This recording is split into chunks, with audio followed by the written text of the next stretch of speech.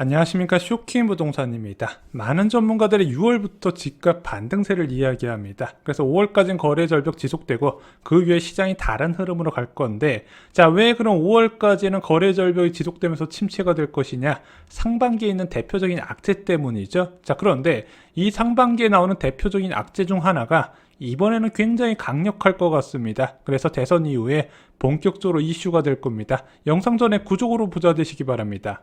수도권 부동산 시장은요, 1년 내내 상승하지 않습니다. 일반적으로 상반기 때 약세 또는 보합이 나타나고요, 하반기에 강세장이 나타나요. 그래서 여러분들 매년 문재인 정부에서 발표했던 종합부동산 대책 시기 보면요, 모두 다 하반기에 있습니다. 일반적으로 여러분들이 주택 마련 계획이 있다, 상반기 1월부터 3월에 매수하시는 게 가장 일반적으로는 굉장히 좋은 타이밍으로 말씀을 드려요.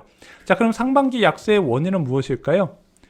이때 신축 아파트의 입주가 1분기 때 몰린다 말씀드렸죠. 두 번째는 보유세 과세 기준에 있기 때문에 그렇습니다. 오늘은 이 두 번째 내용에 대해서 좀 말씀을 드릴게요. 현재 수도권 부동산 시장의 급매 중심 하락세는 좀 다소 주춤한 모습입니다. 왜? 거래 급감에 따른 갈아타는 수요자가 급매물을 던지면서 특히 신도시 주변으로 많이 하락을 했거든요. 중저가 아파트 처분하고 고가 주택으로 갈아타려고 했는데 먼저 매수해놓고 기존 주택을 처분하려니까 안 팔리네. 그래서 어쩔 수 없이 급매로 던진 케이스죠. 그러다 보니까 갈아타는 수요자가 던진 급매물이잖아요. 그래서 하락의 중심에서는 중저가 아파트가 많이 있었습니다. 하지만 이제는 고가 아파트 하락 타이밍이 다가오고 있어요. 바로 3월 중순경에 발표되는 공동주택 공시가격 때문입니다. 오늘 이런 기사가 나왔어요. 서초 아크로 리버파크 올해 공시지가 39% 오른다. 공동주택 공시가격은 30% 급등을 예고한다. 이런 기사였습니다. 자, 올해 공시가격이 많이 오를 수밖에 없는 이유 말씀드렸죠. 왜? 작년에 시세가 너무 많이 올랐고 이 공동주택 공시가격을 조사하는 시기에 주택가격 조정이 좀 덜 됐어요. 두 번째는 공시가격 현실화 방안 때문에 그렇습니다. 1년에 3%포인트씩 올리고 있죠. 공시가격 현실화 방안은요, 굉장히 강력한 보유세 강화 방안입니다. 김영민 국토부 장관이 이거 만들고 퇴임을 했죠. 자, 이게 어떤 내용이냐면은, 야, 공동주택의 공시가격, 부동산의 공시가격이 시세 대비 그냥 기준 없이 낮게 형성되어 있다 보니까 자꾸 자금이 몰려들잖아. 그러면서 보유세 부담도 낮아지고, 이거를 시세 수준의 90%만큼 올려서 부동산 시장에 자금이 쏠리는 걸 막겠다고 만든 거죠. 그래서 15억 이상 주택 같은 경우는요, 2025년까지 90%, 그리고 9억에서 15억 주택 같은 경우는 2027년부터 공시가격 현실화율을 90%까지 올리겠다는 겁니다. 예를 들어 10억짜리 아파트 공시가격 9억 책정한다는 얘기예요. 자, 그래서 초고가 주택이 시세의 90%가 되는 2025년부터는요 1주택자도 세부담이 늘어날 수밖에 없어요. 이 공시가격 베이스로 해서 재산세하고 종합부동산세가 산출이 되잖아요. 문제는 1주택자보다 다주택자가 못 버틸 수준으로 늘어난다는 거죠. 이게 종합부동산세 세율을 올린 거와 차원이 다른 조건이에요. 자, 만약 공동주택 공시가격이 30% 인상된다면 어떻게 되는지 한번 살펴보겠습니다. 자, 어떤 가구에서 시가 9억 아파트 두 채를 갖고 있습니다. 자, 이 두 채의 작년 공시가격은 12.6억 원이에요. 자, 그런데 이 종합부동산세는 인별과세죠. 개인이 갖고 있는 주택의 공시가격을 합산해서 계산합니다. 자, 부부가 공동명의로 이 두 채를 각각 갖고 있다 보니까 기본공제를 6억 원씩 받아요. 그러면은 부부 한 명당 과세 표준이 3천만 원 정도 산출이 됩니다. 그러면은 3억 원 이하, 그래서 조정 대상 지역의 2주택자에서 1.2%가 적용되는데 3천만 원에 1.2% 적용돼봤자 얼마 부담 안 되는 금액이죠. 여기에 이제 재산세 중복분까지 제외하다 보면 거의 신경이 안 쓰이는 수준이었습니다. 자, 그런데 이번에 진짜 공시가격이 30% 인상되면 어떻게 될까요? 먼저 공시가격이 15.6억 원으로 인상이 되겠죠. 그러면은 기본공제 6억 원씩 받는 건 동일하단 말이에요. 그럼 부부 한 명당 받는 과세표준 금액이 1억 8천만 원이 산출이 됩니다. 여기에 1.2%를 곱하고 재산세 중복분 제외하고 계산이 된다는 거죠. 딱 봐도 과세표준만요 6배가 상승을 합니다. 보유세는 30% 올랐지만 과세표준은 6배가 올랐기 때문에 세부담이 기존에 내던 것과 차원이 다른 수준으로 받는다는 부분이죠. 그래서 세부담 상한액 수준으로 이번에 고시받는 다주택자들이 꽤 많이 늘어날 겁니다. 자, 게다가 그럴 수밖에 없는 게 지금 수도권 전체, 수도권뿐만 아니라 지방 인구밀집 지역 대부분이 다 규제 지역으로 묶여버렸어요. 그리고 지방이나 수도권 할 것 없이 모두 다 2021년에 급등한 상황입니다. 그러면 어떤 사람들이 문제가 된다?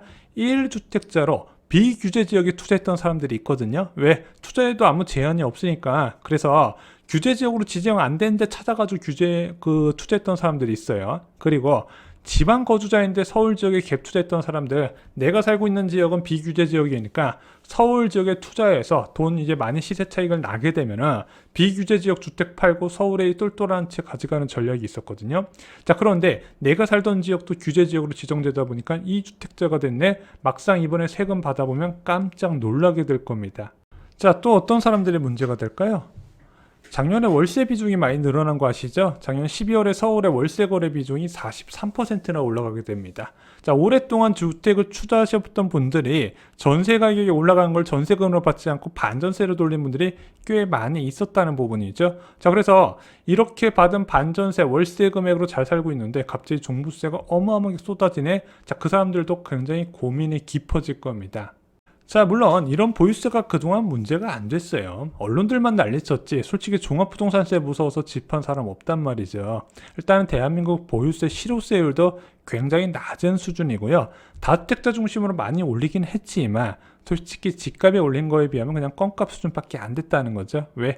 아무리 다주택자한테 실효세율을 올린다고 난리를 쳐봤자 어차피 1%가 안 되거든요. 근데 주택 갖고 있으면은 1%야 우습죠. 뭐 일줄이 모르죠.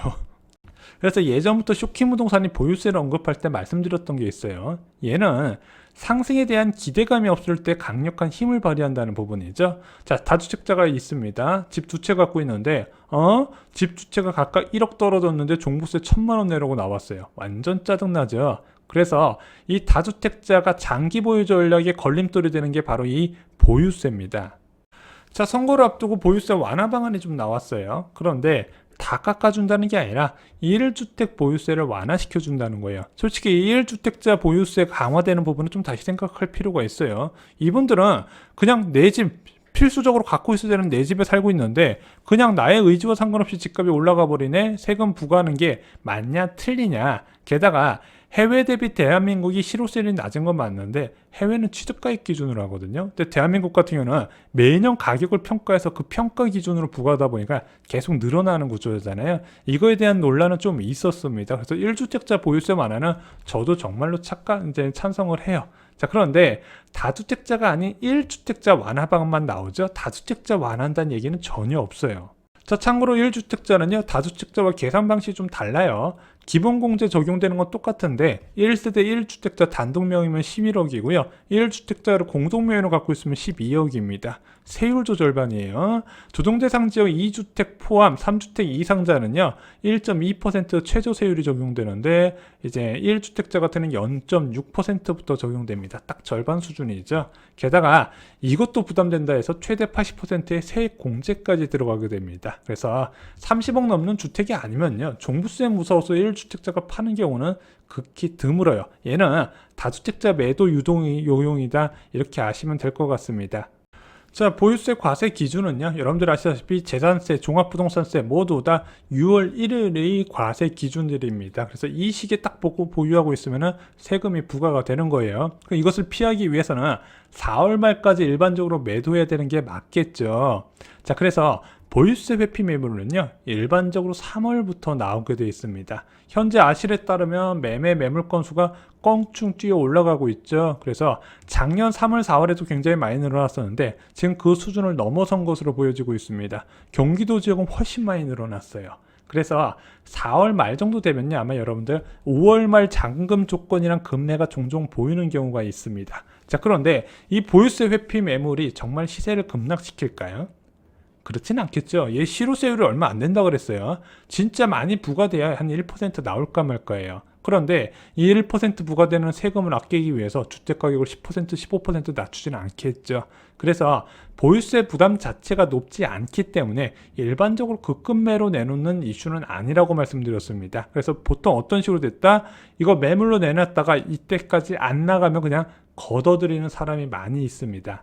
자, 그동안 집값 상승 시기엔 그랬는데 현재는 이제 거래가 시감하는 상황이고 주택 가격 상승 기대감도 없어요. 주택 매매 시장 소비 심리 지수가 계속해서 추락하고 있죠. 그래서 이번에 좀 다르지 않을까 기대가 되고 있습니다. 그래서 저는 이번에 얘가 집값을 하락시킨다는 기대감보다는 대선 이후에 이제 부동산 규제 완화했다는 기대감으로 이제 재건축 중심으로 들썩들썩 거릴 거거든요.